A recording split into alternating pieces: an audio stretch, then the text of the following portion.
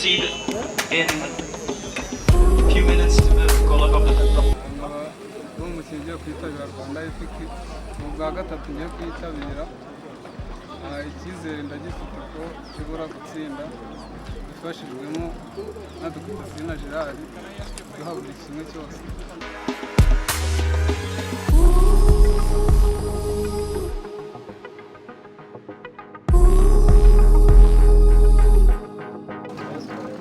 Dr. Sina Gerard ku nshuro ya kabiri hakina Rwanda Epic itangira ahangaha iya gatanu muri rusange by'umwihariko ufitemo n'abakinnyi amakipe umusozi yari abiri muri wowe yibonye ashobora mpuzamahanga yitabiriwe n'abantu bangana gutya utangirira ahari igicumbi cy'ibikorwa byawe bivuze icyo bitanga bya siporo.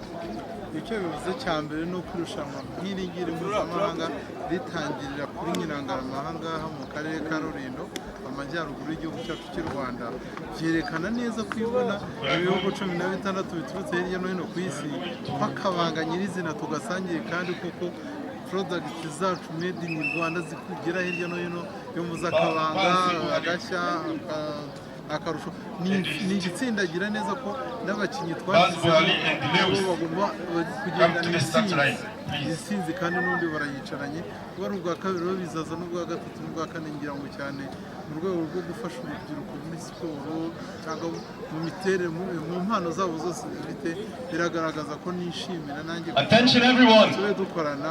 We are calling on the top 10. Please, when you hear your name, line up at the start line. After the first 10 teams have lined up, everyone else will gather behind them. Don't worry too much. Today's starts a couple of kilometers on tarmac roads, so you can move up if you need to. Iyo wiyemeje ikintu ukiyemeje kandi ni nako nteye, byumvikana ko mba nabihaye agaciro habiha umwanya wose kugira ngo iki gikorwa gitangire nanjye ndimo gikurikira nzanamenye n'ubujyanama nkora n'inkunga. Please, we will not wait too long. If you hear your name, we move on to the next one. Umukinnyi wanjye nagira ngo aragira icyo asaba, numva ko asabye ibitangaza, ahubwo numve ko ngomba kubishaka nshyizeho n'umwete cyane. Dusoza Sina Gerard guteza imbere siporo y'amagare binyuze muri Rwanda Epic iki ku rubyiruko rw'akarere ka Rulindo ndetse n'Amajyaruguru muri rusange.